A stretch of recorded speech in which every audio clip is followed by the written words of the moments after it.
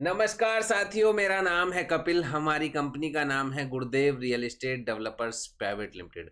साथियों, मैं आपको हमेशा यमुना एक्सप्रेसवे अथॉरिटी की डेवलपमेंट की वीडियोस, न्यूज़ से रिलेटेड अपडेट, स्कीम से रिलेटेड अपडेट अपनी कंपनी के चैनल यमुना एक्सप्रेसवे गुरुदेव रियल एस्टेट से आप तक पहुंचाता हूं। उसी सीरीज में आज हम RPS 07/2023 के बारे में रेगुलर अपडेट दे रहे हैं। आगे बढ़ाते हुए उस सीरीज को हमारे साथ जुड़े हैं लकी भैया। नमस्कार लकी भैया, नमस्कार जी, स्वागत है नमस्कार। आपका। तो धन्यवाद। आज हम विचार करेंगे RPS 07/2023 पर और आगे प्रकाश डालते हुए इसको बढ़ाएंगे। इसमें हम आपको ये बताएंगे कि आज की यथार्थ स्थिति स्कीम की क्या है और आने वाले 5 दिन के 6 दिन के अंदर क्या होने वाली है। साथियों, आज की करंट अपडेट की हम बात करें तो 1,09,000 रजिस्ट्रेशन आज टिल इवनिंग तक हो चुके हैं।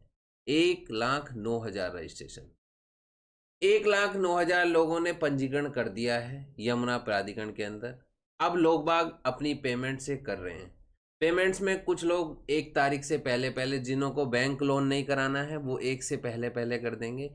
जिनको बैंक लोन कराना है उनके लिए खास खबर ये है कि 28 तारीख लास्ट डेट है। मतलब कल भी बैंक बंद रहेगा, परसों भी बंद रहेगा। आपके पास केवल 28 तारीख का एक दिन बचता है। उसके अंदर आपको क्या क्या प्रक्रिया करनी है। देखिए साथियों, सबसे पहले आपके पास ये जो 2 दिन हैं, इन 2 दिन के अंदर आप अपने फॉर्म का रजिस्ट्रेशन करा लें और अपने डॉक्यूमेंट तैयार कर लें। उसके बाद आप सीधा बैंक जाएं। बैंक जाने के बाद आपको क्या प्रक्रिया अपनानी है, अपने फॉर्म के हिसाब से जो भी 10% रजिस्ट्रेशन मनी है, उस 10% रजिस्ट्रेशन मनी का 10% पैसा अपने वॉलेट या अपने अकाउंट्स में डालकर लेके जाएं। दूसरा, जितना आपका ब्याज बैठता है उस ब्याज को कैश में लेकर जाएं बैंक में। और उससे आगे सबसे पहले आपको कैश में ब्याज जमा करना है। आपको मैं बता दूं, जो प्राधिकरण के बिहाफ पे इन्होंने सिविल चेक करने की प्रक्रिया शुरू करी थी बैंक ने, वो इन्होंने बंद कर दी है अब, क्योंकि ये इतना समय इनके पास नहीं है कि ये आपका सिविल चेक करें। मैं आपको राय दूंगा, आप अपना सिविल, बहुत सारे ऐसे सिविल की साइट हैं जो कि 2 मिनट में आपका सिविल बता देते हैं। तो आप पहले अपना सिविल चेक करके जाएं और चेक करने के बाद अगर आपका सिविल 650-700 के आसपास है तो आप अप्लाई करें। अदरवाइज आप बैंक फाइनेंस ना करवाएं या फिर घर में किसी और प्रोफाइल में आप अप्लाई करें। जब आप बैंक में ब्याज जमा कर देंगे तो कुछ इस तरह की बैंक आपको एप्लीकेशन किट देगा, इस तरह की, जिस पर मेंशन होगा ईडा EMD फंडिंग एप्लीकेशन कम लोन एग्रीमेंट। ये जो आप किट देख रहे हैं ये 19 पेज की किट है। इस 19 पेज की किट को आपको फिल करना है वहीं पर। आपके पास समय की शॉर्टेज है तो आप उस किट को लेकर घर ना आए। जिनका भी फॉर्म फिल कर रहे हो आप उनको साथ लेकर आए। और इस तरह की किट है ये सारे आपको फिल करनी है, सिग्नेचर करने हैं और अपने फॉर्म के साथ बैंक में आपको सबमिट कर देनी है। तो ये आपके पास है 28 तारीख का एक दिन। उसके बाद की प्रक्रिया आपकी समाप्त हो जाती है। फिर बैंक उन फॉर्म को सबमिट कर लेगा और उस फॉर्म के हिसाब से आपके जो आपका 90% पैसा रहेगा, 10% का, वो पैसा इस लोन के बिहाफ पर प्राधिकरण को दे देगा। फिर उसके बाद 1 हफ्ते के अंदर आपका form paid plus paid submit लिखा आएगा। आप जब 1 वीक बाद चेक करेंगे, क्योंकि देखिए लोन प्रक्रिया को अभी केवल कलेक्ट कर रहे हैं बैंक, अभी पेड और सबमिट नहीं कर रहे हैं। जब सारी स्कीम की डेट खत्म हो जाएगी उसके बाद बैंक प्रक्रिया शुरू करेगा फंडिंग करने के लिए। जितनी भी एप्लीकेशन उसके पास आएंगी वो सारी एप्लीकेशन के हिसाब से प्राधिकरण को पैसा दे देगा। तो ये तो बात रही बैंकिंग के हिसाब से, जो बैंक से फाइनेंस कराना चाह रहे हैं। ऑलरेडी इससे पहले मैं वीडियो बना चुका हूं। आप RPS 07/2023 की हमारी देख सकते हैं प्लेलिस्ट के अंदर आपको सारी वीडियो मिलेंगी। कितना ब्याज किस पे जा रहा है, कैसे जा रहा है, कहाँ कहाँ से आप करा सकते हैं। तो ये तो बात रही बैंकिंग फाइनेंस की। अब बात करते हैं, अगर कोई बैंक फाइनेंस नहीं कराना चाह रहा है, सेल्फ फंडिंग है उसकी, तो वो 1 तारीख तक फॉर्म भी फिल कर सकता है और अपने पैसे भी जमा करा सकता है। उनके लिए वर्किंग डे भी खाली है और आपका जो छुट्टी के दिन है वो भी खाली है। वो अभी 1 तारीख तक उनके पास आज 25 से 6 दिन बाकी हैं। 6 दिन के अंदर वो अपनी इस प्रक्रिया को पूरी कर सकते हैं। साथियों, मैं आपको बताऊं, देखिए, अगर 1,09,000 रजिस्ट्रेशन हो चुके हैं, बैंक का जो फाइनेंस वाला पार्ट है उसमें अभी प्राधिकरण के पास कुछ अपडेट नहीं है, क्योंकि बैंक जब पैसा देगा तो एक साथ पैसा देगा, तब कलेक्शन का पता चलेगा किस किस ने पैसा जमा करा, किस किस ने लोन कराया, किस किस ने नहीं कराया। अब हमारे पास 6 दिन बचते हैं। 6 दिन में अप्रोक्स आप मान के चलें 70,000 रजिस्ट्रेशन और होने की उम्मीद है। तो लगभग जो हम 2.25 लाख रजिस्ट्रेशन की बात कर रहे थे, 2.25 लाख के आसपास रजिस्ट्रेशन होंगे। मानते हैं एक बड़ा फिगर है, 1184 प्लॉट के सामने एक बड़ी फिगर है। लेकिन देखिए साथियों, पता नहीं होता कब किसकी किस्मत जग जाए। क्यों? क्योंकि यहाँ पर ये जो इतने रजिस्ट्रेशन आ रहे हैं उनका क्या कारण है, ये हम इसी वीडियो में आगे बढ़ाते हुए पूरी करेंगे। जितने भी रजिस्ट्रेशन आ रहे हैं वो बहुत ही वॉल्यूम को देखते हुए आ रहे हैं, और आने वाले टाइम में 6 दिन के अंदर जो मैं एक अप्रोक्स फिगर 70,000 की बता रहा हूँ वो कहीं ना कहीं रीच करेगी। आप भी यहीं पर हैं, हम भी यहीं पर हैं। आप देख लेना, पर डे 10 से 12,000 रजिस्ट्रेशन आएंगे इन 6 दिन के अंदर, और लगभग 2.25 लाख रजिस्ट्रेशन होने हैं, जिनमें आप एक बार जब शॉर्ट लिस्टेड करेंगे तो अप्रोक्स 1.25 लाख के आसपास लोग ऐसे होंगे जिन्होंने फुल पेमेंट की है। 50,000 ऐसे लोग होते हैं जिन्होंने रजिस्ट्रेशन कर दिया, पेमेंट नहीं किए, इतने बड़े वॉल्यूम में। जैसे कि पहले 1.25 लाख रजिस्ट्रेशन हुए थे, लेकिन अगर हम ड्रॉ की बात करें तो 67-68 हज़ार लोगों ने ड्रॉ में शामिल किया गया था। लेकिन अब की बार जो कारण है, बहुत सारी त्रुटियों को इन्होंने मद्देनजर रखते हुए एकदम साइड कर दिया है। पहले हस्बैंड वाइफ नहीं भर सकते, अब हस्बैंड वाइफ भी भर सकते हैं। पहले हस्बैंड वाइफ में से दोनों में से एक गलती से लोगों ने भर दिया था तो बहुत सारे फॉर्म को इन्होंने कैंसिल किया था, लेकिन अब ऐसा नहीं है। इस बार हस्बैंड वाइफ भी भर सकते हैं, 18+ के बच्चे भी भर सकते हैं। इन्होंने मौका दिया है एक परिवार को, आराम से आप देखिए, अगर आप दोनों का भी निकल आता है तो एक प्लॉट को आप, जो आपको अच्छा नहीं लग रहा है उसको आप सरेंडर कर दीजिए, एक को आप कंटिन्यू कर सकते हैं हस्बैंड वाइफ में।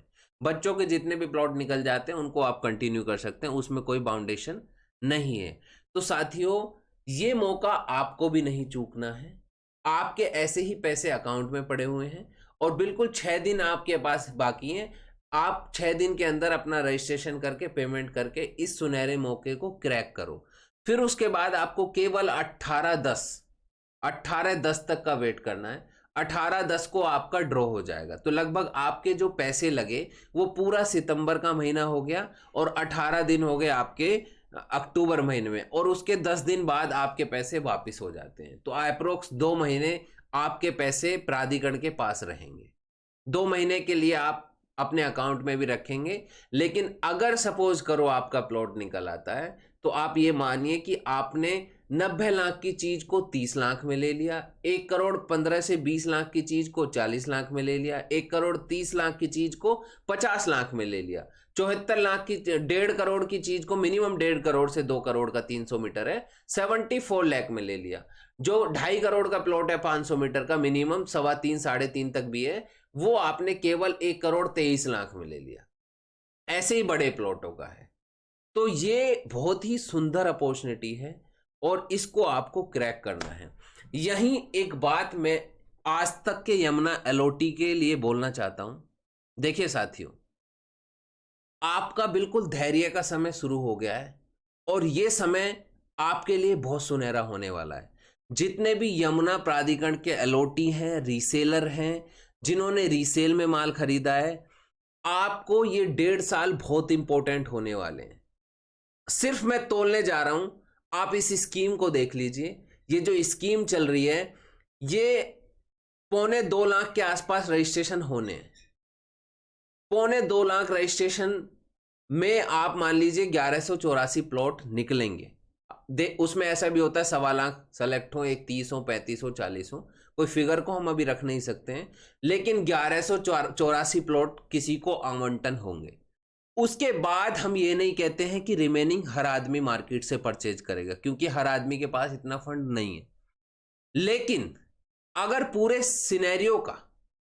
सिनेरियो का 10% आदमी भी अगर मार्केट में आ जाता है माल खरीदने, आपके पास जो पूंजी है, आपके पास जो इन्वेस्टमेंट है, वो इन्वेस्टमेंट आपकी एक लेवल पर जाकर खड़ी हो जाएगी। मैं आपको वादा करता हूं कि आप जर्नल प्लॉट का रेट दिसंबर लास्ट में 2 करोड़ रुपए देखेंगे, जो आज 1.5 करोड़ के आसपास, 1.40-1.5 के बीच में मिल रहा है, बिल्कुल बेकार से बेकार ब्लॉक के अंदर। वो आपको 2 करोड़ रुपए दिखेगा इसी साल के दिसंबर में। और अगली साल आपकी बहुत इंपॉर्टेंट है। जितने भी एलओटी हैं, ये गांठ बांध लीजिए कि आपको हर कंडीशन में 1.5 साल वेट करना है। जो समय अभी तक आपने खपाया है, उस समय का कई गुना अच्छे बहुमूल्य समय आपके सामने आने वाला है। ये आप खुद रियलाइज करते हैं, मेरे कहने से नहीं, खुद भी रियलाइज करते हैं। लेकिन कुछ चीजें ऐसी होती हैं कि आपको गुमराह किया जाता है, आपको डाउनफॉल दिखाया जाता है, और आप उस डाउनफॉल में बहने की कोशिश करते हैं, क्योंकि आप थोड़े से क्या है, असमंजस में रहते हैं। इसलिए आपको वेट करना है और धैर्य बनाए रखना है। आप एक सिंगल वजह नहीं बता सकते यहां पर डाउनफॉल आने की, एक सिंगल वजह। बेशक आपको वहां पर एक सुनहरा डेवलपमेंट आज देखने को नहीं मिलता है, लेकिन साथियों, उस शहर का भविष्य बहुत उज्जवल है। और जिस शहर का भविष्य बहुत उज्जवल होता है, वहां हमारी खराब से खराब प्रॉपर्टी भी, उसको भी 4 चांद लगते रहते हैं समय के साथ साथ। 1.5 साल आपके पास इतना इंपॉर्टेंट है। इस साल के दिसंबर में आपको जनरल प्लॉट का 300 मीटर का 2 करोड़ रुपए आपको देखने को मिलेगा। और अगली 1 साल के अंदर कहां मल्टीप्लाई होगा, इस पर एक विस्तृत वीडियो हम बनाएंगे। अभी सिर्फ मैंने आपको इस वीडियो के दौरान हिंट दिया है, केवल हिंट दिया है। आपको बिल्कुल भी ऐसा कोई कदम नहीं उठाना जिससे आपको पछताना पड़े। देखिए, मजबूरियां एक ऐसी चीज होती है इंसान को कि कुछ काम ना चाहते हुए भी करने पड़ते हैं, लेकिन वो इतने रेयर केस में आपको डिसीजन लेना है। आपके बच्चे की पढ़ाई की बात है, आपके बच्चों की शादी की बात है, जिस लिए आपने वो इन्वेस्टमेंट कर रखी है, एक अलग विषय है, उस पर हम टिप्पणी नहीं करेंगे, क्योंकि वो हमारे कहने से पूरी नहीं हो सकती। वो आपकी प्रॉपर्टी को बेचने से ही पूरी होगी। लेकिन अगर आप मैनेज कर सकते हैं उस समय को, 1 साल 2 साल, देखिए बच्चे की पढ़ाई को ऐसा है कि आप पोस्टपोन नहीं कर सकते हैं, लेकिन बच्चों की शादी को आप 1-2 साल आगे पीछे कर सकते हैं अगर आप प्लान कर रहे हैं इस प्रॉपर्टी को लेके। तो साथियों, ये मैं वादा करता हूं, जो आज की डेट की वैल्यू है, वो वैल्यू आपके हाथ में खड़ी रहेगी, और जो प्रॉफिट है उससे ही आपके बच्चों की शादी हो जाएगी। तो आप अगर उसको भी एक्सटेंड कर सकते हैं 1 साल 1.5 साल, तो आप बिल्कुल एक्सटेंड कर लें। ये मैं एक कैलकुलेशन के बिहाफ पर बात कर रहा हूं। ये मैं एक वो आपके सामने जीता जागता उदाहरण दे रहा हूं, जो आपके 1.5 साल के अंदर आपकी आंखों के सामने सच साबित होने वाला है। इसको आप एक्सटेंड कर सकते हैं। पढ़ाई एक रेयर केस है, उसमें तो हम कुछ ही नहीं कर सकते, उसी के लिए इंसान जीता है और उसी के लिए सब कुछ करता है। पढ़ाई के लिए आप डिसीजन लें, लेकिन अगर आपको लगता है इस चीज को हम आगे बढ़ा सकते हैं तो आप बढ़ाइए। अगर इसमें भी आपको लगता है कि भाई नहीं बढ़ा सकते हैं, तो एक अलग विषय। लेकिन अगर उससे अलावा, यहां एक बात कहने की कोशिश करूंगा, इस प्रॉपर्टी के अलावा कोई ऐसी प्रॉपर्टी जो आपकी ब्लॉकेज में है, जहां आपको लगता है 1.5 साल में वहां पूंजी नहीं, एक बार अपने पूरे पिक्चर को देखिए, कहां कहां आपकी प्रॉपर्टी पड़ी हुई है, कहां 1.5 साल के अंदर प्रॉपर्टी आपकी ब्लॉक ही रहने वाली है। उस प्रॉपर्टी को आप साइड कर दीजिए, उससे अपना काम निकाल लीजिए। लेकिन यमुना प्राधिकरण से जुड़ा हुआ एक भी प्रॉपर्टी के हिस्से को आप 1.5 साल हाथ मत लगाइए। ये प्रॉमिस है, आपका हर सपना पूरा होगा जो आप इस प्रॉपर्टी को लेके देख रहे हैं। मैंने आपको कैलकुलेशन बताई कि आज जो पूंजी है, भलकन और 50 लाख रुपए ऊपर आपकी पूंजी आपके हाथ में रहेगी, और 1 साल के प्रॉफिट से आपका वो काम निकल जाएगा जिसको आप आज निकालना चाह रहे हैं, निकाल के कुछ पैसा बचाना भी चाह रहे हैं। तो ये साथियों, ये मेरे व्यू हैं। लकी भैया, आप क्या कहना चाहेंगे? मैं कहाँ किस स्तर तक इस बात से सही हूं, कहां तक आप सहमत हैं? इस पर एकदम विस्तृत रूप से प्रकाश डालिए। हमारे सभी व्यूअर सब्सक्राइबर का ये कहना है, हम केवल ये जानना चाहते हैं कि इस स्कीम के ड्रॉ के बाद आने वाले 2-2.5 महीने इस मार्केट के क्या होने वाले हैं। जी जी कपिल जी, जैसा आपने विस्तृत रूप से सारी जी चीजें तो समझा ही दी है सब कुछ, जी फिर भी थोड़ी सी 2-4 चीजें हैं मैं जो मैं ऐड करना जी चाहूंगा। जी जैसा कि आपने बताया कि भाई अभी तक करीब करीब 1,10,000 के आसपास बिल्कुल एप्लीकेशन भर चुके हैं, जी और अभी जैसे एक सप्ताह का समय बाकी है, बिल्कुल तो बिल्कुल करीब 50-60 हजार एप्लीकेशन और आने की उम्मीद है। बिल्कुल इतनी आनी भी चाहिए क्योंकि शुरू से ही ना इस स्कीम को लेकर लोगों में काफी क्रेज था, बहुत लोगों के अंदर एक्साइटमेंट था। जी साइजेस भी हर तरह का साइजेस है, बिल्कुल मिनिमम 120 से लेकर के आपका 2000 मीटर तक का साइज है। जी तो जिसकी जैसी कैपेसिटी है, जैसी क्षमता है, उसके अकॉर्डिंग आदमी अपने पूरे चॉइसेस है। तो इसमें जो सबसे इंपॉर्टेंट बात है कपिल जी, ये स्कीम जो निकली है, जैसे कि कुछ प्लॉट सेक्टर 20 में भी है, जी तो सेक्टर 20 वाले जो प्लॉट्स हैं, हालांकि वो बड़े साइज के प्लॉट्स हैं सारे, तो सेक्टर 20 में प्लॉट अलॉटमेंट की मेरे हिसाब से इससे आगे और अपॉर्चुनिटी नहीं आएगी। नहीं आएगी, बिल्कुल नहीं क्योंकि आएगी। गिने चुने प्लॉट्स थे, सब चीजें कैलकुलेशन करके अथॉरिटी ने जो निकाले थे, इसके बाद ड्रॉ, इसके बाद कुछ भी चीजें आप लेंगे 18-20 में, तो वो रिसेल में ही खरीदनी पड़ेंगी आपको। सेकेंडरी बात, आपकी जो दूसरे प्लॉट्स है 120 मीटर, 162-200, वो सेक्टर 18 से जो लगे हुए सेक्टर है, सेक्टर 17 और सेक्टर 16, जी इसके अंदर स्कीम है। सेक्टर 17 की स्कीम काफी पहले आई थी, काफी पहले अलॉट किए थे, 2016 में आई 16 थी। में आई थी। और उस सेक्टर 17 के प्लॉट्स मैंने कपिल जी अपने मतलब ग्राउंड लोकेशन पे देखे हुए हैं। उन प्लॉट्स में 90% जो डेवलपमेंट का काम है, जैसे कि मसलन मानिए वहां पर रोड है, सीवर है, इवन इलेक्ट्रिक पोल तक भी वहां पर अप्लाइड हो चुके हैं मौके जी पे। बस दिक्कत क्या है, वहां पर अभी पोजेशन देने की अथॉरिटी को, जिस वजह से अथॉरिटी दे नहीं पाई, जो उसकी मेन कनेक्टिविटी के लिए जो मुख्य रास्ता था, जी जो जो 130 मीटर से 60 मीटर का होना था, उस पर कुछ कोर्ट के इशू के होने की वजह से अथॉरिटी बहुत ज्यादा बढ़ नहीं पाई। अभी पिछले विगत एक हफ्ते पहले उस चीज का अथॉरिटी ने सॉल्यूशन कर लिया है। जी वहां से हाई कोर्ट से सारे रिट वापस हो गई हैं। उसके होने के बाद तुरंत ही वहां डेवलपमेंट कराएंगे। और आप मान के चलिए, मैक्सिमम बताता हूं मैं आपको, 6 महीने, 6 महीने में जैसी सेक्टर 18 और 20 की अप्रोचिंग रोड है, जैसी कनेक्टिविटी है, सेक्टर 17 की वो कनेक्टिविटी हो जाएगी। तो दूसरे प्लॉट सेक्टर 17 में है, तो आने वाले समय में देखो, सेक्टर 18 की लोकेशन तो फ्रंट पर रहनी है, लेकिन हर सेक्टर में, हर शहर में किसी ना किसी एक सेक्टर के बाद दूसरा सेक्टर भी आता है, दूसरी बिल्कुल लोकेशन भी आती है, बिल्कुल तो हमेशा उस फ्रंट पे नहीं होता।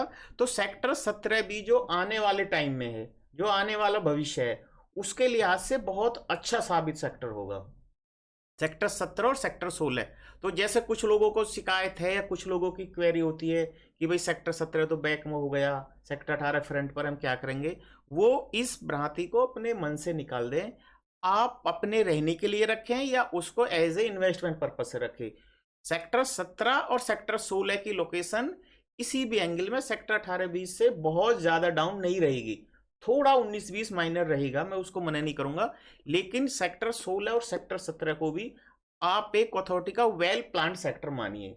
सीधा एयरपोर्ट रोड है, सीधा 60 मीटर एयरपोर्ट की रोड सीधा है, एयरपोर्ट 130 रोड है, मीटर फिर रोड है। पीछे 130 और मीटर। जिस दिन वो 130 metre road main Yamuna expressway से कनेक्ट होगी, अभी बीच में थोड़ा सा उसमें व्यवधान है, तो आप ये मानिए बाई कार से आएंगे तो यमुना एक्सप्रेसवे से 5 मिनट का स्ट्रेस है, बिल्कुल वो रहेगा। तो उसको लेकर के लोग लोकेशन की वजह से या डिस्टेंस की वजह से बहुत ज्यादा कंफ्यूज नहीं हो।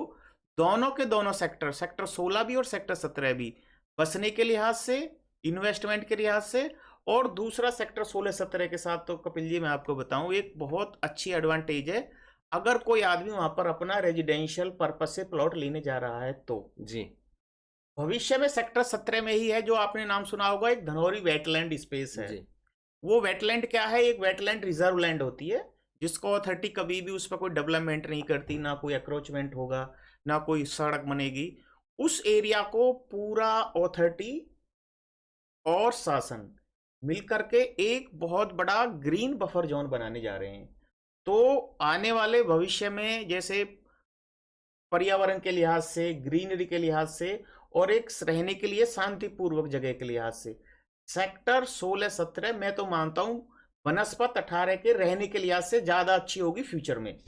क्योंकि वहां पर जो एक मानो आप जो एक बहुत ज्यादा कंजस्टेड, बहुत ज्यादा हाईवेज का शोर, बहुत ज्यादा इंडस्ट्री की वो ना हो करके रहने के लिहाज से एक शांतिपूर्वक माहौल होगा। तो वहां पर मैंने आपको बताया बहरहाल सेक्टर 17 में अगले 6 महीने में आपको कनेक्टिविटी मिल जाएगी। जो 2016 के अलॉटी हैं उनको अथॉरिटी लेटर भेजना स्टार्ट कर देगी लीज के लिए। यस, लीज के लिए लेटर भेजना स्टार्ट हो जाएगा। देन वहां पे जो कंप्लीशन वगैरह सेक्टर 18 में बन रहे हैं, 20 में बन रहे हैं, वो स्टार्ट हो जाएगा। और जो लेटेस्ट स्कीम आरपीएस 07 अभी निकली है, इसमें भी कुछ प्लॉट सेक्टर 17 में है, 16 में भी है। हालांकि अथॉरिटी की तरफ से क्लोज है कि जो भी प्लॉट ये निकलेंगे, जो भी सक्सेसफुल एप्लीकेंट होंगे, वो इस प्लॉट का लॉक इन पीरियड 5 साल का है।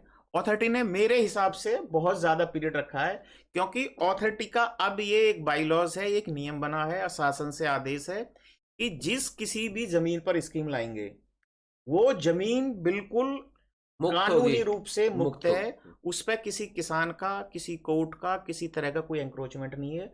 वो सारी की सारी लैंड अथॉरिटी के पास एक तरह से मान ली रिजर्व लैंड है।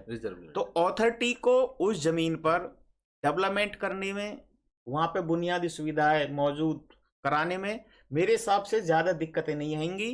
5 साल का लॉक इन पीरियड जरूर है, लेकिन मेरे अपने व्यूज से अथॉरिटी उन सेक्टर्स में, सेक्टर 16-17 में आपको 3 साल में पोजीशन दे देगी मेरे लिहाज से। मतलब कोई प्रेशराइज ना करे, रह ना जाए, इसलिए 5 साल का वो 5 साल का एक अपना पीरियड लेके चलते हैं, जैसे पुरानी चीजों से अथॉरिटी ने सीखा है। तो अभी लकी भाई ये तो हो गया डेवलपमेंट से रिलेटेड, आपने इस पर वो किया विचार।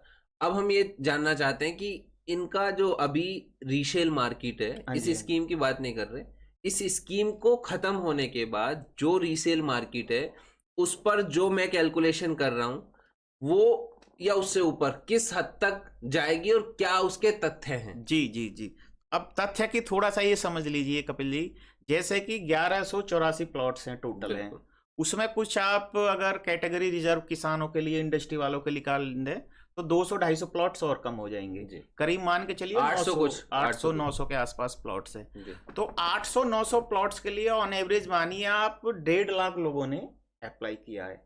तो ये एक चीज मानिए आपकी जैसे ऊंट के मुंह में जीरा वाली चीज है। हर आदमी चाहता है मेरा प्लॉट निकले। ऑन एवरेज लगाएंगे करीब करीब 1000 एप्लीकेंट पे एक बंदे को प्लॉट मिलना है। तो लोगों का इंटरेस्ट पूरा है। इंटरेस्ट लोग जो देख रहे हैं, इंटरेस्ट किसी वजह से देख रहे हैं, वजह कोई झूठी नहीं है, वजह कोई बेबुनियाद नहीं है। वहां पे जो आसपास का डेवलपमेंट है, आसपास का वहां जैसी चीजें ग्रो हो रही हैं, सबसे बड़ा तो आपका एयरपोर्ट हो गया प्रोजेक्ट, जो सबसे लाइमलाइट है पूरे पैन इंडिया बोल लीजिए, पूरे वर्ल्ड में बोल लीजिए लाइमलाइट। उसके साथ डीएमआईसी का प्रोजेक्ट है, लॉजिस्टिक हब है, फिल्म सिटी है। तो ये सब चीजें भविष्य में आने वाले समय में जैसे जैसे इन चीजों का डेवलपमेंट होगा, ऐसे ऐसे लोगों का इंटरेस्ट बढ़ेगा। और जैसे कि अब 800-900 प्लॉट निकलेंगे, 1.5 लाख लोगों में से 800-900 निकाल देंगे तो संख्या बताने की जरूरत नहीं है। तो उसमें से मेरे हिसाब से आप मान के चलिए कि 20% लोग तो एटलीस्ट ये होंगे मेरा ना भी निकलेगा तो मैं कोशिश करूंगा मार्केट में लेने की, क्योंकि उन सबको पता है। तो 100% ये मान के चलिए शर्तिया तौर पर ड्रॉ होने के बाद लोगों का जो इंटरेस्ट है, लोगों की जो प्रतिक्रिया है, लोगों का जो रुझान है और ज्यादा रहेगा स्कीम जो प्लॉट्स है। क्योंकि एक और बात मैं बताना चाह रहा हूं थोड़ी सी आपको कपिल जी, जो प्लॉट्स ये निकाले हैं अब सेक्टर 18-20 तो आप मेरे हिसाब से सैचुरेटेड मानिए आप, वो तो सब हो चुका। लेकिन सेक्टर 16 और 17 का भी 80% पार्ट कवर्ड हो चुका है। जो आप ये येलो वाला पार्ट देख रहे हैं ये सारा रेजिडेंशियल पार्ट है। और इसके अलावा आप देखेंगे कॉमर्शियल है, इंस्टीट्यूशनल है और इंडस्ट्रियल मैक्सिमम है जो आप पर्पल कलर में देख रहे हैं। तो अभी आने वाले भविष्य कम से कम 5-7 साल या मान लिया 8 साल, मेरे हिसाब से रेजिडेंशियल की और स्कीम अभी आने की उम्मीद है नहीं, जल्दी से नहीं। फ्लैट्स जरूर आ सकते हैं, बिल्डर्स का रुझान वहां आने वाले टाइम में काफी बढ़ेगा। जैसे एक्सटेंशन में आपने देखा है, अगले 1-2 साल में देखेंगे वहां बिल्डरों के जैसा मेरी अपनी कैलकुलेशन है, बहुत एक क्रम में मानिए सैकड़ों बिल्डर आएंगे। जैसे देखिए बिल्डरों पे आपने बात करी, थोड़ा सा मैं प्रकाश डालूंगा। जो मास्टर प्लान कहता है एक्सप्रेसवे से कोई भी कनेक्टेड ऐसी लैंड नहीं है जहां बिल्डर को दे सकें फिलहाल। ओके, मतलब ऑन एक्सप्रेसवे, ठीक है, अपने सेक्टर काट रहे हैं, ठीक है।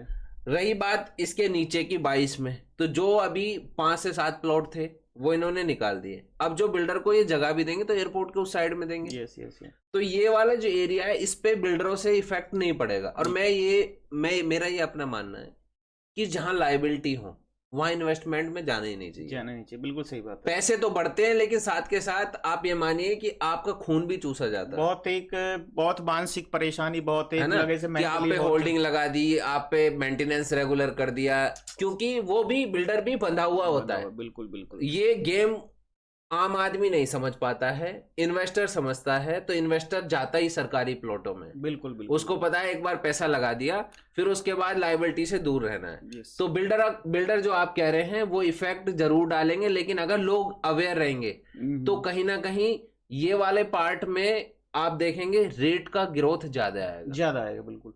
देखिए, लैंड में हमेशा अपार्टमेंट से ज्यादा ही आता है। अपार्टमेंट मान सकते हैं एक शहर के बीचों बीच, किसी की नीडेड है, आदमी सेफ्टी सिक्योरिटी पर्पज से ले सकता है। लेकिन जो ओवर आप देखोगे कि जो इन्वेस्टमेंट करते हैं लोग, या जो एक इसकी परख रखते हैं, हमेशा जमीन के टुकड़े में जितनी इन्वेस्टमेंट रिटर्न आती है वो कभी भी किसी फ्लोर में, किसी अपार्टमेंट में नहीं आ सकती। नहीं, मेरा जो बिल्डरों का कहने का सिनेरियो था, मेरा वो दूसरे संदर्भ में था कि क्योंकि रेजिडेंशियल प्लॉटों की लैंड्स खत्म हो जाएगी, लोगों का रुझान रहेगा, प्लॉट्स होंगे नहीं, तो फिर कहीं ना कहीं लोग दूसरी जगह डाइवर्ट होते हैं। छोटे बजट तो उस चीज को भुनाने के लिए कह लीजिए, बिल्डर आकर्षित करने की कह लीजिए, वो छोटे छोटे 2 BHK 1 BHK थोड़े कम बजट में आप इंस्टॉलमेंट में ले लीजिए। तो वो सब चीजें भी भविष्य में अब आप देखेंगे यहाँ पर। लेकिन जो लैंड का है, लैंड मतलब मेरा कहने का मतलब है कि रेट तो इस पर कभी भी मेरे हिसाब से डाउनफॉल आएगा नहीं ना, इतनी बड़ी चीजें आने देंगे वो। तो इन प्लॉट्स का जो रेट्स है वो कभी भी, जो अब एक मान लीजिए जो भी 120 का या 200 या 300 मीटर का रेट चल रहा है, वो आप बॉटम प्राइस कह सकते हो। इससे रेट ऊपर ही जा सकता है, कभी नीचे नहीं आएगा। तो अब जो किस्मत आजमा रहे हैं वो अच्छी बात है। हम भी कहते हैं भाई किसी की किस्मत अच्छी है, प्लॉट निकलना चाहिए। लेकिन आफ्टर दैट अगर आपका नहीं निकलता और आपके पास संसाधन है या कोई दूसरी जगह से स्विच ऑफ करके आप करना चाहते हैं, तो मेरे लिहाज से आपके लिए कभी भी भविष्य में घाटे का सौदा नहीं रहेगा।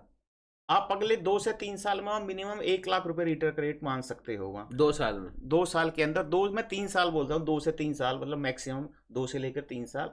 तो वो सिनेरियो से देखेंगे तो आपका 120 मीटर का तो आज की डेट में ही मानेगा 80-90 हजार रुपए का रेट हो चुका है। 90-95 लाख रुपए का मिलता है रजिस्टर्ड प्लॉट, जो सेक्टर 22D में है। तो 22D भी अच्छी लोकेशन है, लेकिन आप ओवरऑल कैलकुलेशन करेंगे तो सेक्टर 16-17 की लोकेशन मेरे हिसाब से 22D से ज्यादा बेहतर रहेगी। बेटर है बिल्कुल, भविष्य में रहेगी। पूरा लेआउट जो मास्टर प्लान है वो आप देख रहे हैं ऊपर की तरफ जा रहा है, इधर यमुना की वजह से। 18-20 में 300-500 का बजट नहीं बनता, नहीं चीजें होती। तो मेरे हिसाब से 6 महीने 8 महीने में सेक्टर 17 के जो प्लॉट्स है उनके लीज जो अथॉरिटी ओपन कर देगी। तो अभी रेट मतलब ज्यादा नहीं है वहां पर, धीरे धीरे रेट का इंक्रीजिंग होगा। तो वहां पर भी आदमी अभी जा सकता है, आने वाले समय में प्लानिंग कर सकता है अगर यहाँ पे नहीं है। बाकी किसी भी 18, 20, 16, 17 किसी भी साइज में जाते हैं आप, किसी भी सेक्टर में जाते हैं, तो आपका पैसा शर्तिया तौर पर कभी भी वहां एक डूबने की तो बात बहुत दूर की बात है, जितना आप रिटर्न चाहते हैं उससे कई गुना आपको मिलेगा। ठीक है, मेरा एक और पॉइंट है, हाँ जी, बहुत ही इंपॉर्टेंट है। बहुत लोग ऐसे टकटकी लगाकर हमारी बात सुन रहे हैं क्योंकि उनकी जो इन्वेस्टमेंट है वो इससे कुछ अलग रूप में है, तो उस पर आपको विस्तृत रूप से प्रकाश डालना है। हाँ जी, हाँ जी। लाइक लोग बाग आजकल कच्ची कॉलोनी, हाँ जी, फ्री होल्ड, और दूसरा 7% प्लॉट यमुना प्राधिकरण के, जो रियलिटी है आज की और जो भविष्य में इशूज आने, उनको आप ऐसे ओपन कर दो जो कि एकदम ट्रांसपेरेंट तरीके से लोग अवेयर रहें। कच्ची कॉलोनी जो यमुना एक्सप्रेसवे पे कट रही हैं, 7% प्लॉट यमुना प्राधिकरण के, जो लोग खरीद का एग्रीमेंट टू सेल अपनी फाइल में अंदर लॉकर में रख रखे हैं जिन्होंने, उनके साथ क्या इशू होने वाला है? क्या वो लॉकर में ही रखे रह जाएंगे एग्रीमेंट टू सेल, या कुछ मौके पर हालात में उनको कुछ मिलेगा? या किन किन अड़चनों का आप देखिए, आप धरातल से जुड़े हुए इंसान हैं, देहात से भी जुड़े हुए हैं, शहरी क्षेत्र से भी जुड़े हुए हैं, गांव के परिजनों को भी आप जानते हैं, शहरी परिजनों को भी आप जानते हैं, लोगों को। तो आप ये बताइए कि क्या क्या इश्यूज आ सकते हैं और कैसे वो सॉर्ट आउट होंगे, ताकि हम उनको अवेयर तो नहीं कर पाए उस समय, लेकिन आज उनको उस तरीके से अवेयर कर सकते हैं कि भाई आप इस चीज के लिए भी बी प्रिपेयर रहना। जी सबसे पहले बात करेंगे कच्ची कॉलोनियों पर जो टप्पल के अंदर कट रही हैं, या जेवर के आबादी क्षेत्र में कट रही हैं, या लोग बाग डायरेक्ट ऐसे ही आबादी ले लेते हैं, रजिस्ट्री करा लेते हैं, सीधा वो म्यूटेशन नहीं होती है। उस पर एक बार पहले कच्ची कॉलोनी पर बात करेंगे। ठीक है, ठीक है, बात करते हैं। चलो कपिल जी, आपने बताया, अच्छा टॉपिक है कच्ची कॉलोनी का। जैसे कच्ची कॉलोनी के नाम पर आज की डेट में पूरे यमुना एक्सप्रेसवे पर और जेवर एयरपोर्ट पर टप्पल नाम से एक सबसे ज्यादा क्रेज है लोगों के अंदर। देखो, लोगों की भी गलती नहीं है, मैं किसी की गलती नहीं मानता, बहुत से बेचारे अवेयरनेस नहीं है, बहुत से लोगों को। अब हम ही यहाँ से 100 किलोमीटर दूर जाके कहीं इन्वेस्टमेंट की सोचें और किसी माध्यम से किसी लोग से संपर्क करें, तो हम वहाँ जितनी सच्चाई है उसका 10-20% जान सकते हैं। बाकी जैसा हमको आगे वाला जो बंदा वहां पे मौजूद है, कन्वेंसिंग पावर वाला कन्वेंस करेगा, जो हमको वो चीजें, हम ज्यादातर उन चीजों पे करेंगे। तो टप्पल में क्या हो रहा है, ज्यादातर, मैं 100% लोगों को नहीं कहता, लेकिन मैक्सिमम 80 से 90% जो चीजें हो रही हैं वहां पर, वो हमारी समझ से, पर्सनल मैं अपनी समझ से बताऊं, वो बहुत ही आउट ऑफ आदमी के वे की चीजें हैं। एक्चुअल में क्या हुआ, लोगों को दूसरे चीजों के नाम में फंसा करके कुछ और ही चीजें बताई जा रही हैं। वहां पर वो अपना जो विज्ञापन देते हैं, सीधे साधे लोगों को करते हैं कि यमुना एक्सप्रेसवे द्वारा स्वीकृत। एक और मैंने तो देखा है कि ऑनलाइन ऐसी ऐड चलती है कि वो अपना एप्लीकेशन फॉर्म भी भराते हैं और लोगों को ये मतलब वो कराते हैं कि हम ड्रॉ से देंगे। तो लोगों को ये लगता है यार ये ड्रॉ से कर रहे हैं तो ये कोई गवर्नमेंट बॉडी की ही चीजें हैं। बिल्कुल, इंटरफेस वेबसाइट का ऐसा ही रहता है। तो वो सब चीजें, मेरा तो कहने का तात्पर्य इतना है, अगर कोई भी आप सज्जन चाह रहे हो वहां पर पूरी तरह से ठोक बजा करके पूरी जानकारी वहां की हासिल करके, क्योंकि 80 से 90% वहां पे चीजें जो आपको दिख रही हैं भविष्य में वो कुछ भी धरातल पर नहीं होंगी। अब से पहले अर्लियर कई बार वहां पर डिमोलिशन की प्रोसेस अथॉरिटी द्वारा चलाई जा चुकी है। अथॉरिटी द्वारा स्पेशल वहां पर नोटिस बोर्ड लगे हुए हैं, बड़े बड़े लोहे के बोर्ड लगे हुए, उन पे स्पष्ट रूप से लिखा हुआ है कोई भी व्यक्ति किसी भी अनाधिकृत कॉलोनी में प्लॉट लेने से बचे। ये सारी लैंड यमुना अथॉरिटी की लैंड है, भविष्य में इस पर कभी भी कानूनी कार्रवाई हो सकती है। लेकिन क्योंकि कॉलोनाइजर अपना सामान बेचते हैं, अपनी प्लॉट बेचते हैं और निकल जाते हैं। एक्चुअल में क्या, वहां पर जो एक 10 लाख का बजट वाला आदमी आज की डेट में यमुना अथॉरिटी पे आए तो उसकी कोई वहां 10 लाख की वर्थ वैल्यू है नहीं। तो वो लोग फिर वो छोटे छोटे 40-50 गज के चक्कर में वहां पे जाकर के लोग फंस जाते हैं। तो मेरा कहने का मोटा एक मिनट यहीं आपको रोकूंगा। अभी आपने बोला 10 लाख वाला प्लॉट ले लेता है।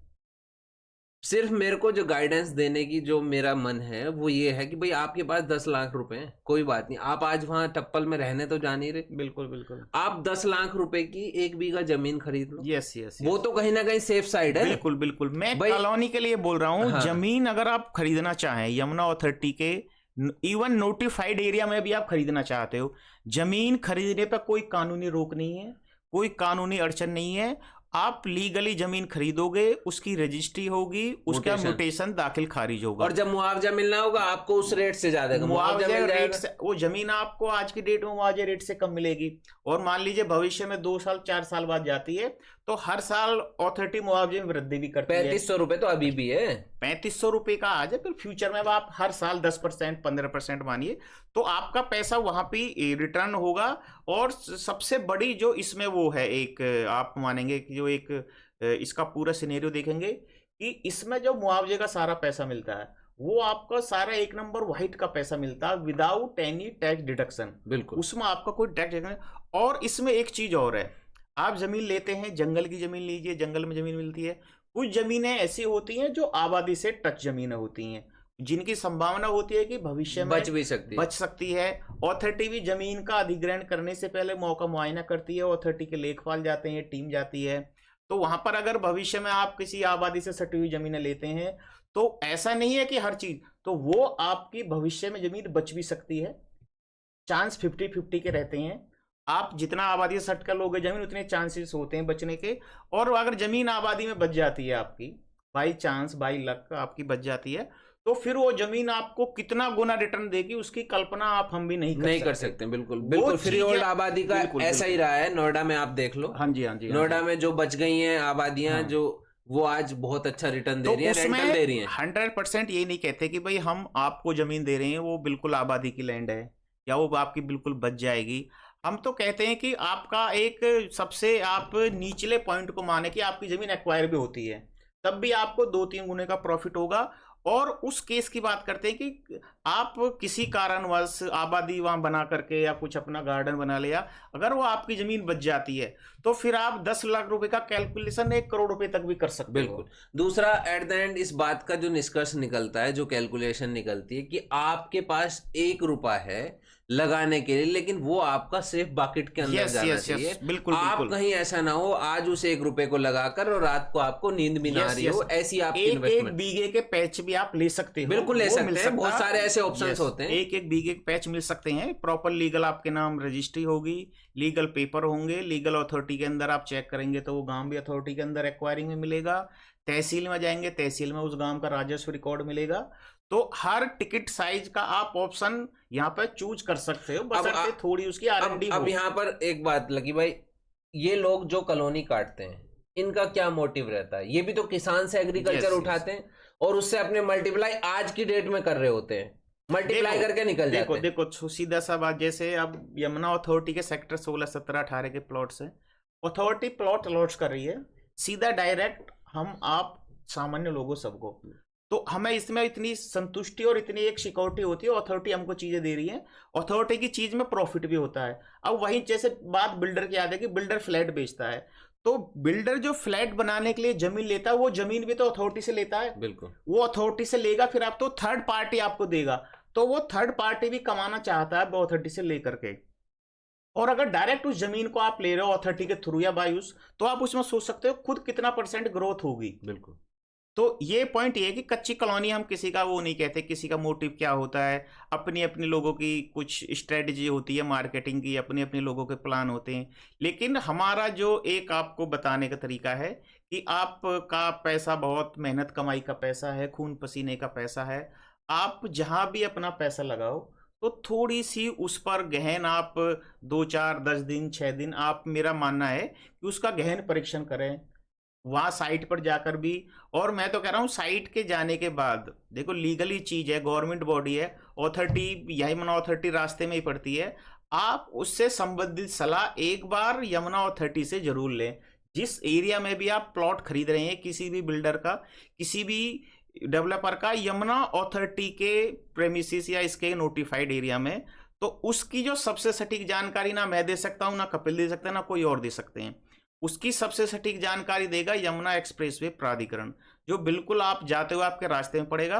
तो वहां जाकर के आप सबसे पहले अपनी संतुष्टि बिल्कुल कीजिए। बिल्कुल। आज तक कोई ऐसी डेस्क नहीं बनी है अभी यमुना प्राधिकरण के अंदर जिस पर आप फ्री होल्ड से रिलेटेड बात कर सके। क्यों?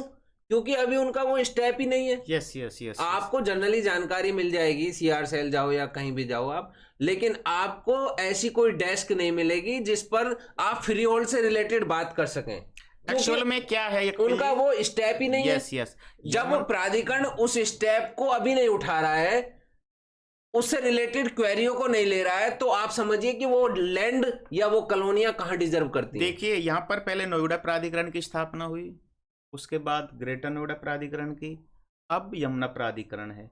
तीनों प्राधिकरणों का मूल कंसेप्ट एक ही है, मूल जो इनकी एक रचना है वो एक ही है। एक तरह से तीनों को आप सिस्टर्स बोल सकते हो, थोड़ा 19-20 होता है, बॉडी सब सेम है। तो ना नोएडा में कभी ऐसी कोई बनी कि आप कहीं भी किसी जमीन पर कॉलोनी काट दीजिए, ना कभी ग्रेटर नोएडा में ऐसी कोई प्लानिंग बनी है अथॉरिटी किसी को परमिशन देता है। क्योंकि अथॉरिटी के जो एरिया में जमीन है, अथॉरिटी कहती है कि जितना भी सब डेवलपमेंट होना है, किसी भी तरह का होना है, डेवलपमेंट हमारे अकॉर्डिंग होगा, ना कि किसी प्राइवेट डेवलपर के कहने से, जैसे गुड़गांव, फरीदाबाद, गाजियाबाद में होता है। प्राइवेट बिल्डर सीधे किसानों से जमीन खरीद लेते हैं, अपना प्रोजेक्ट बना के बेच देते हैं, बाद में निकल जाते हैं। वहां पर रोड कहाँ बनेगा, सीवर कहाँ बनेगा, वो सरकार बाद में डिसाइड करती है। यहाँ पर जस्ट इसके उलट है, और ये स्कीम बहुत ही मतलब अच्छी है। ये गुड़गांव वाले लोग भी कहते हैं, कई लोग आते हैं कि नोएडा, ग्रेटर नोएडा, यमुना में रोड्स कनेक्टिविटी पहले बन जाती है, स्कीम और अपार्टमेंट बाद में आते हैं। जबकि गुड़गांव में उल्टा अपार्टमेंट फ्लैट्स बन जाते हैं, कनेक्टिविटी पोजेशन के बाद होती है। तो यहाँ पर जो अथॉरिटी का मेन मोटो होता है कि विकास एक प्लानिंग के तहत हो, कहीं एंक्रोचमेंट ना हो, कहीं कोई ऐसी चीज ना आए कहीं कि शहर के बीचों बीच एक काला धब्बा लगे।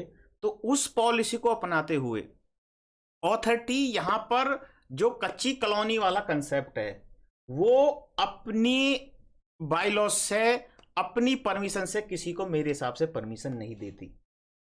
जैसा कि आप जानते हो मेरे पे रुका नहीं जाता है बोले बगैर। हाँ जी, मैं फिर भी बोल रहा हूँ, जो भी मेरे से जुड़े कॉलोनाइजर हैं, हाँ जी, 8 से 10 हैं, मैं उनका पास्ट उठा के आपको बता देता हूं कि एक भी ऐसा कॉलोनाइजर नहीं है जिसके दिमाग शाम के टाइम बर्ज नहीं रहता हो, बिल्कुल बिल्कुल फटने को तैयार रहता है, बिल्कुल, इतना बिल्कुल। प्रेशर रहता है। और हम भी काम कर रहे, हमारे दिमाग में कभी भी उस तरह का स्ट्रेस नहीं रहता, जी जी, क्योंकि हम ट्रांजैक्शन कंप्लीट करने के बाद एक वेलकम कॉल लेने का इंतजार करते हैं कस्टमर का। बिल्कुल बिल्कुल, और उनके यहाँ पर जो कॉल्स आती हैं वो ये आती है, भाई साहब सीवर का काम कब तक खत्म हो जाएगा, भाई साहब रोड कब तक कंप्लीट हो जाएंगी। करा रहे हैं जी, करा रहे हैं, है ना। तो काफी लोगों ने मुझे भी पिच किया है कि आप इसमें आओ, हमारे साथ काम करो, हम ये कर, हमारी दाल रोटी यहीं से चल रही है, तो हम उधर उस दिशा में क्यों देखें, है ना। देखिए लेकिन मैं आपको बताऊं लकी भाई, एक आदमी, आम आदमी की बात करते हैं, आम आदमी क्या करता है, उसका जो दिशा होती है सिर्फ ये होती है कि मैं सबसे पहले, एक बिल्कुल आम जनमानस की बात कर रहे हैं, जो 18 के बाद शुरू हुआ है, मानो 5-7 साल उसने नौकरी करी, काम करा, तो उस पर थोड़ा सा पैसा इकट्ठा हुआ, तो वो सोचेगा भाई अब मैं अपनी कमाई से एक कोई प्लॉट ले लूं या कोई घर ले लूं या कुछ ले लूं, लेकिन उसको अभी ABCD नहीं पता, रियल एस्टेट से रिलेटेड नहीं पता। वो 5 से 10 मिनट, 15 मिनट, 20 मिनट अपनी बात रख सकता है आपके सामने, लेकिन अगर आप एक्सपर्ट हो माइंड वॉशिंग में, बिल्कुल बिल्कुल, तो आप उसका माइंड वॉश कर लो, सकते हो, कर बिल्कुल लोगे। उसको डाइवर्ट लेकिन अगर आपको कोई आप पे विश्वास कर रहा है, अपनी पूरी जिंदगी का कमाया हुआ पैसा आपके ऊपर लगाने की कोशिश कर रहा है, तो मैं तो ये मानता हूं कि आप अगर उसको उस तरफ धकेल रहे हैं तो कहीं ना कहीं आप पाप के भोगी हैं, यस यस, है ना। बिल्कुल। तो अगर आपके पास कोई ऐसा ऑप्शन है, सेफ साइड ऑप्शन है, हम बैठे हैं जी हो जाएगा, अरे हम कह रहे हैं ना हो जाएगा, ये इन बातों से प्रैक्टिकल बात जब सामने निकल के आती है तो आप कहीं बैठे डिजर्व ही नहीं करते, है ना। मैंने बहुत जगह ऐसा देखा है, मीटिंगों में सामने वाला आदमी चेयर पे बैठ के इतने कमिटमेंट कर देगा, हम बैठे ना, हम हैं, 50 साल का एक्सपीरियंस है, 25 साल का एक्सपीरियंस है, लेकिन जब देखो गाड़ी चलती चलती निकल जाए तो निकल जाए, लेकिन जब फंसती है तो हर आदमी सरेंडर करता भी देखा। बिल्कुल। तो मेरी तो अपना ये मानना है कि आप एक भी रुपया लगा रहे हैं, आज जो चीज आपके कब्जे में, जो आपके हाथ में है, वो चीज पर आप पैसा लगाएं। आपने भी काफी अपनी लाइफ में देखा होगा, एक्सपीरियंस करके, जिसका वो पैसा लगा हुआ है सेफ बाकेट के अंदर, वहां उसका पैसा 1 का 2 होने में समय नहीं लगता। बिल्कुल बिल्कुल। आप रीसेल करने जाओगे कच्ची कॉलोनी के प्लॉट को, आपको फाइल को ले लेके घूमना पड़ेगा। ये मेरी रजिस्ट्री है जी, फलाने कुंज में, उसमें है, ये मेरा प्लॉट है, इसको बिकवा दो, आपको होने के पौने पैसे मिलेंगे। बिल्कुल। आप किसी प्राधिकरण का प्लॉट की फाइल लेके जाने की जरूरत नहीं पड़ेगी, आपके घर 50 डीलर आके खड़े ऑल आएंगे आपके पास। बिल्कुल। मानते हैं चीज महंगी है, उसके बहुत सारे उपाय, आप पारिवारिक ऐसी एक गठजोड़ बनाओ, एक पार्टनरशिप डीड रजिस्टर करा लो, जितना फंड आपके पास है उतना करो, पहले उसी से मल्टीप्लाई करने की कोशिश करो, फिर आप कोई ऐसी इन्वेस्टमेंट कर लो जब आप एक के लिए रिजर्व करते हो, थोड़ा आगे जाके कर लो। बिल्कुल। सबसे बड़ा एग्जांपल हमने दिया, अगर किसी पे 10-15 लाख रुपए भी है तो वो अपने एग्रीकल्चर जमीन खरीद ले सकता है, बिल्कुल, उस कम से कम रजिस्ट्री मुटेशन होके आपकी, और पहले दिन से जिस किसान को देगा वो 2 रुपए देना शुरू कर देगा। ये ऐसे काफी ऑप्शंस भी है, कम पैसे में भी आदमी यमुना एक्सप्रेसवे पे इन्वेस्टमेंट कर सकता है, उस पैसे को बढ़ा के भविष्य में सेक्टर में अपना प्लॉट भी ले सकता है, मकान भी ले सकता है। तो लीगल तरीके से छोटे पैसे में भी इन्वेस्टमेंट के कई सारे उपाय हैं, कई सारे पॉइंट्स है, बशर्ते लोग थोड़ा सा उस पर सोचें, थोड़ा विचार विमर्श करें, थोड़ा किसी अच्छे लोग से सलाह ले, तो ऑप्शन भी मिल सकते हैं। अब आते हैं हम 7%। हाँ जी ये हमारी होगी फ्री होल्ड की। जी जी 7% भी बहुत आपकी यमुना एक्सप्रेसवे पे सेल हो रहा है। बिल्कुल बिल्कुल गुरुदेव रियल एस्टेट ने अभी एक सिंगल ट्रांजैक्शन नहीं करी बिल्कुल पूरे पूरे इस जो पीरियड के अंदर। पैसा कमाने को गुरुदेव रियल एस्टेट खूब कमा सकती थी, कस्टमर बेस भी काफी है, कई हजार प्लॉट्स लेकिन बेचे हैं 7% लेकिन एक सिंगल ट्रांजैक्शन नहीं करी। कुछ तो ऐसा रीजन रहा होगा, तो उस रीजन पर आप प्रकाश डाल दो। देखिए आपने भाई अगर 7% के आपने हमने प्लॉट्स यमुना एक्सप्रेस पे अगर नहीं बेचे तो कुछ उसके पीछे कुछ ना कुछ कारण होगा। कारण सीधा सा है, अगर हम किसी को अपनी बिहाफ पर, कंपनी की बिहाफ पर या अपनी फेस वैल्यू पर कोई प्रॉपर्टी कोई प्लॉट देते हैं और खुदा ना खास्ता उस पर कल कोई प्रॉब्लम आती है। सर खुदा ना खास्ता नहीं, मेरी बात तो आप सुनिए। बिल्कुल स्पष्ट कर दो कि प्रॉब्लम आनी है या नहीं। देखो प्रॉब्लम आने के पूरे पूरे 99% चांसेस हैं, पूरे के पूरे। मैं ये नहीं कहता कि नहीं आएंगी, 99% चांसेस है। लेकिन जहां चांसेस की बात हो तो वहां मेरा मानना है कि आदमी को थोड़ा बचने में ही फायदा है, क्योंकि या तो ऐसी चीज है कि भाई भविष्य में या फ्यूचर में कभी वो हमारी चीज हाथ आएगी नहीं, या ऐसी है कि अब वो गिने चुने 10 प्लॉट्स हैं, बिक जाएंगे फिर कभी मिलेंगे नहीं। वहां पर 7% के प्लॉट्स, इतने प्लॉट्स आएंगे कि आप इमेजिन नहीं कर सकते। लेकिन उनमें थोड़ा सा धैर्य और संयम रखने की बात है। एक्चुअल में है क्या, अभी यमुना में सिर्फ सेक्टर 25 में प्लॉट्स लगे हैं 7% के, जो रजिस्टर्ड प्लॉट्स हैं। उन प्लॉट्स को कोई लेता है तो वो बिल्कुल एकदम आदमी के लिए खरा इन्वेस्टमेंट है। उसमें हम 1% भी किसी को इफ एंड बट नहीं कहते, क्योंकि ऑथोरिटी से आपके पेपर होते हैं, ऑथोरिटी से लीज होती है, ट्रांसफर होती है, मौके पे प्लॉट्स आपके लगे हुए हैं। बशर्ते थोड़ा डेवलपमेंट होने में, एरिया को चमकने में, एरिया में और चीज़ फैसिलिटी होने में टाइम लगेगा। लेकिन जो बाकी चीज़ें वहाँ हो रही है नक्शा 11 के अंदर, इवन उन गांवों का भी हो रहा है जिन गांवों का अभी ऑथोरिटी ने मतलब कि 100 चक नंबर है, उनमें से बस 2 चक नंबर का एक्वायरमेंट हो गया तो नक्शा 11, तो जैसे ही आपको मुआवजा मिला तुरंत आपका नक्शा 11 बन जाता। नक्शा 11 कोई पेपर नहीं है ऑथोरिटी की तरफ से या किसान की तरफ से कि आपका 7% प्लॉट्स का ये पेपर है। कैलकुलेशन है सिर्फ जमीन की, उसमें सिर्फ जमीन की ये डिटेल्स होती है कि आपकी जमीन इतने बीघा जमीन इस गांव की गई है, इस तारीख में गई है, इतना इतना आपको मुआवजा मिला है। उसके एवज में आपको कितने परसेंट का, कितने मीटर का प्लॉट मिलेगा, कब मिलेगा, कब नहीं मिलेगा, कितने नाम पर आपका चक है, 4 सहभागी हैं, आपके कितने परिवार में लोग हैं, कितने हैं, सब लोगों की सहभागिता लेनी पड़ती है। तो वो एक, अगर आप उसका कानूनी चक्कर मानेंगे तो एक बहुत गहनता की चीजें हैं। तो उसमें हमने 7% में प्लॉट्स नहीं बेचे, उसके पीछे कहीं ना कहीं रीजन यही है कि अगर कहीं ना कहीं ऑथोरिटी उन पेपर्स को करने की परमिशन नहीं दे रही तो हम कहीं ना कहीं फिर ऑथोरिटी से चीटिंग करते हैं। कहीं से जीपीए, अब तो जीपीए भी बंद हो गए हमारे डिस्ट्रिक्ट में, अब लोगों ने इसका भी तोड़ निकाल लिया। लोग पड़ोसी डिस्ट्रिक्ट अलीगढ़ से जीपीए करा रहे हैं, एग्रीमेंट यहाँ पे करा लेते हैं गौतम बुद्ध नगर में, जीपीए बुलंदशहर से करा ली, जीपीए आपकी और अलीगढ़ से करा ली, मथुरा से करा ली। तो टेक्निकली लीगली लोग कोशिश तो उत्तर प्रदेश के अंदर तो, लेकिन जीपीए वाला टर्म जो होता है, एक तो जीपीए आपकी प्रॉपर्टी पर, ऊपर से आपका प्रॉपर्टी का अता पता नहीं अभी कि आपका प्लॉट कब मिलेगा, कहाँ मिलेगा, कितने दिनों में मिलेगा। तो उस पूरे प्रोसेस में पूरे के पूरे चांसेस होते हैं इंसान को फंसने के, गुमराह होने के, और सामने वाले के अंदर भी क्या चीजें चल रही हैं। 4 भाइयों के नाम पे प्लॉट्स है, आज बेच दिया, कल किसी भाई के दिमाग में कुछ चीज आए, वो वहां पे ऑथोरिटी में जाकर एप्लीकेशन लगा दे, कोई ऑब्जेक्शन लगा दे, आप पूरी जिंदगी कानूनी पचड़ों में उलझते रहोगे। क्या राइट्स है किसान को बेचने के नक्शा 11 पे अपना प्लॉट? देखो लीगली, मैंने बोला ना, राइट्स लीगली नहीं है, लेकिन कानून हमारे देश का इतना पेचीदा है कि एक कानून के अंदर 10 सब चीजें आ जाती है। भाई प्लॉट्स अगर यमुना अथॉरिटी से आपकी जमीन गई है, प्लॉट्स आपको कौन देगा? यमुना अथॉरिटी। और यमुना अथॉरिटी उस चीज की अभी परमिशन नहीं दे रही, तो वो मेरे हिसाब से तो लीगल चीज है नहीं ना अथॉरिटी के हिसाब से। लेकिन चीजें क्या होती है, कानून में 10 तरह के क्लोज होते हैं, 10 तरह के बायलॉज होते हैं, लोग वो पेपर करा लिया, हमने वो करा लिया जी, उसके बिहाफ पर हो जाएगा उसके, तो वो सब चीजें आप ले सकते हो, ठीक है, लेकिन आने वाले भविष्य में उससे आपका मानसिक संतुलन मेरे हिसाब से तो जरूर बिगड़ेगा। देखिए बहुत लोग ऐसे वादे करते हैं हम तो एग्रीमेंट करा रहे हैं, हम तो जीपीए करा रहे हैं, पूरे परिवार के बयान ले रहे हैं, एफिडेविट ले रहे हैं, और साथ के साथ आपके आगे ट्रांसफर कराने के लिए ट्रांसफर सेट भी साइन करा रहे हैं।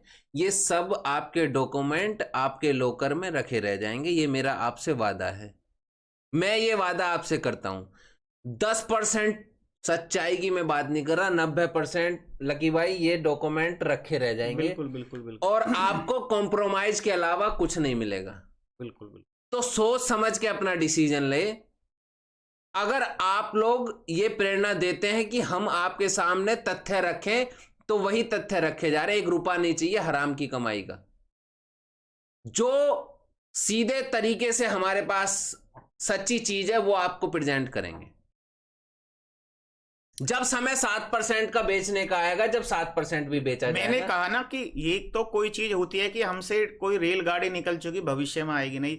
अभी तो वो रेलगाड़ी प्लेटफॉर्म पर पहुंची भी नहीं है, तब गाड़ी प्लेटफॉर्म पर आएगी, वहां इतने लॉट्स ऑफ नंबर प्लॉट्स आएंगे। कपिल जी 7% आपके सेक्टर 18-20 में तो टोटल प्लॉट्स नंबर कम पड़ जाएंगे। लेकिन मैंने वही बोला, थोड़ा आदमी को धैर्य और संयम रखने की चीजें हैं।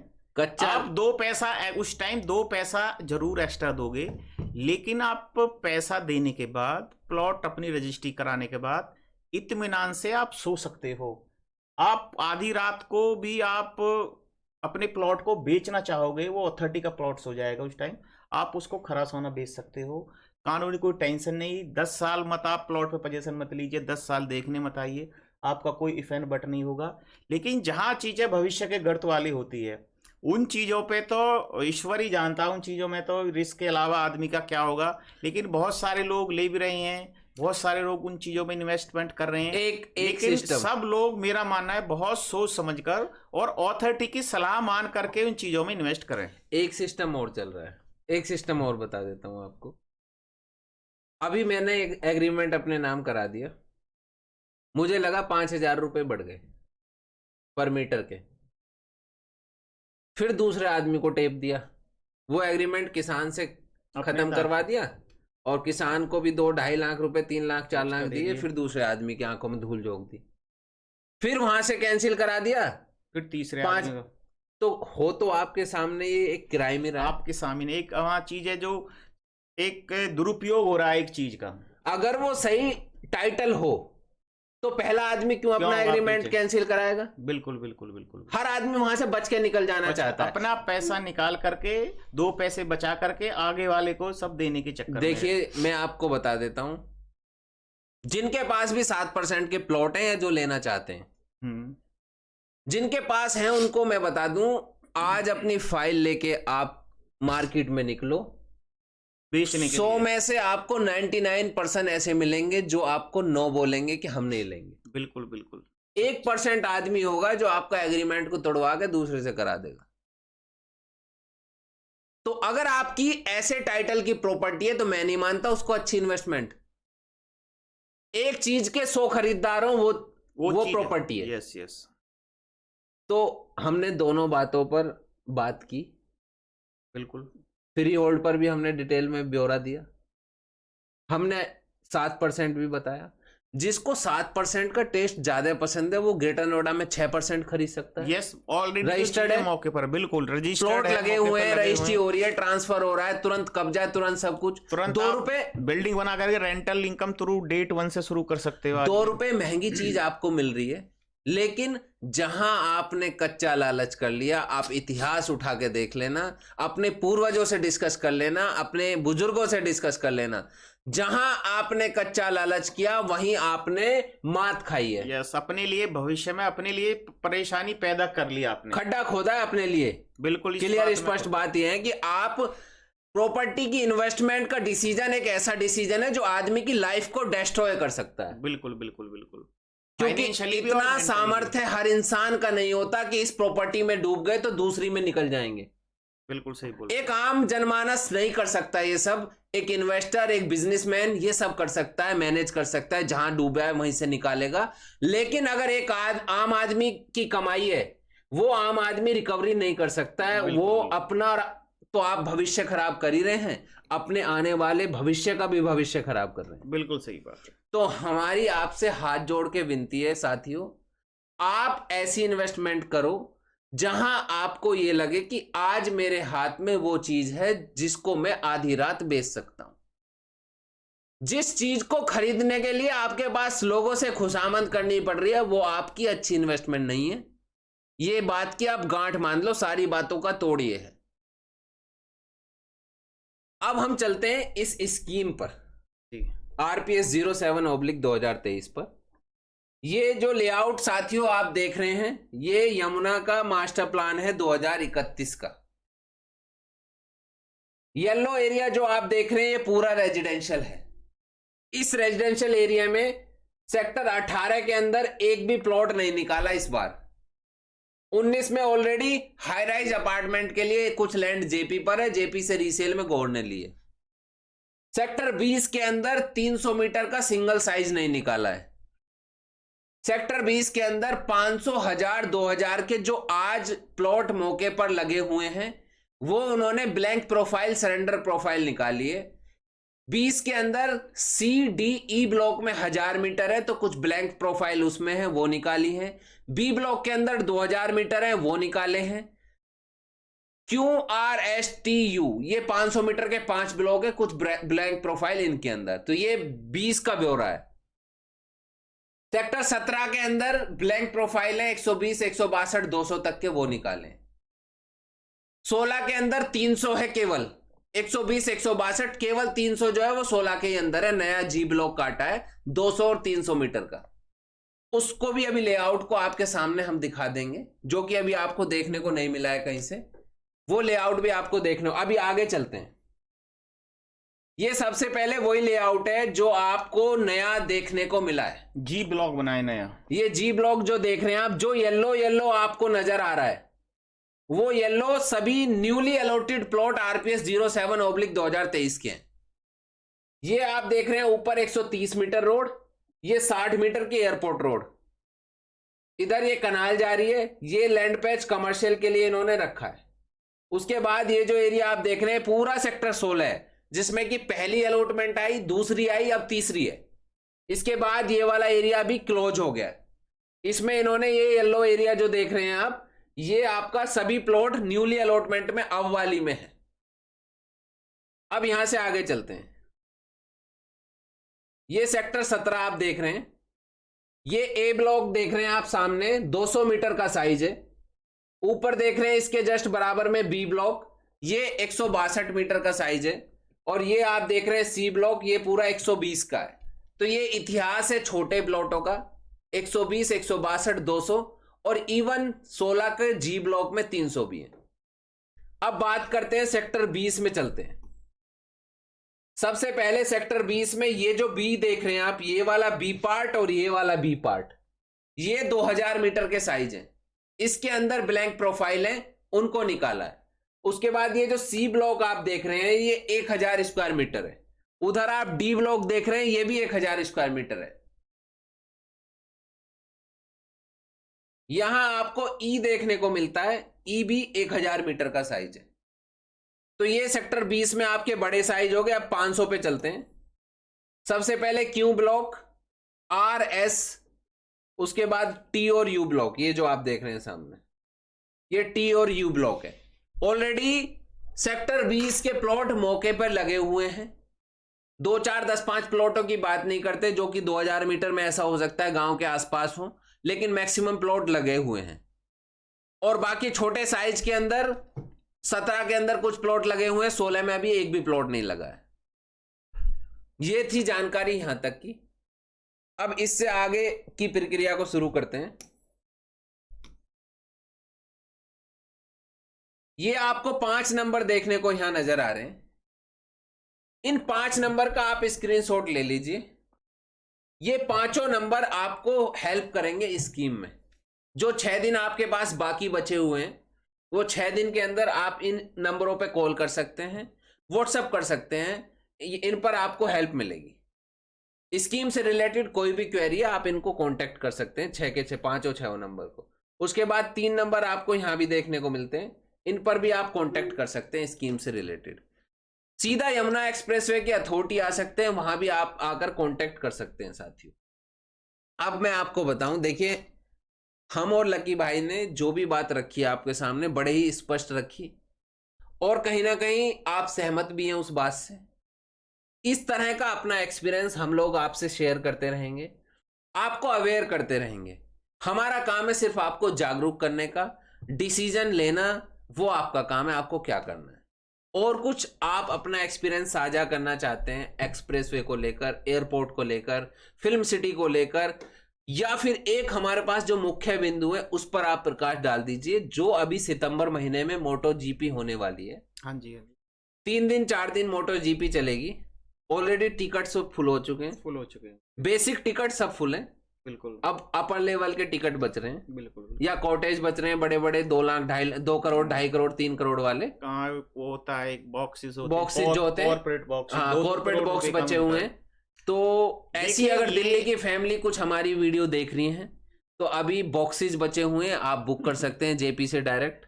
टिकट ऑनलाइन टिकट्स है, बुक माई शो पर है, आप वहां पे जाकर सभी select आप कर सकते हैं। पूरा परिवार एक साथ उसका लुत्फ उठा सकते हैं। 4 दिन का आपको खाना फ्री मिलेगा, आपको नाश्ता फ्री मिलेगा उसमें जी। तो ये हम प्रमोशन नहीं कर रहे हैं, सिर्फ हम आपको बता रहे हैं कि इस तरह से भी आप कर सकते हैं। बाकी बेसिक टिकट आप पर डे के हिसाब से ले सकते हैं। इंडिया में पहली बार हो रही है, तो आपसे सभी से गुजारिश है, आइए भाई आप इस ऐतिहासिक क्षण का गवाह बनिए। हिंदुस्तान में देखिए कैसी कैसी नई नई तरक्की पूर्ण चीजें, युवाओं के लिए चीजें आ रही हैं। जो हमारे आज के युग का यूथ है, वो यूथ आए यहाँ देखे किस तरह से विदेशी आते हैं, कैसे बाइक रेस होती है मैं बाहर। तो कपिल जी ये बताऊंगा, ये जो इवेंट होने वाला है ना मोटो जीपी, हाँ जी, जैसे अब से पहले इसी बुद्धा इंटरनेशनल सर्किट पे कार की रेस के 3 बार इवेंट हुए, 2012, 13, 14 में।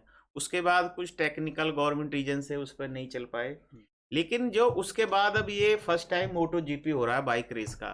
देखो यूथ में तो बाइक का क्रेज बहुत ज्यादा, आप भी समझते हो, और हिंदुस्तान पूरे वर्ल्ड में आज की डेट में सबसे यूथ कंट्री है। यानी यूथ में कैलकुलेशन करेंगे तो आप कम से कम 30 करोड़ यूथ है, युवा हिंदुस्तान में, जो पूरे वर्ल्ड में कहीं नहीं है।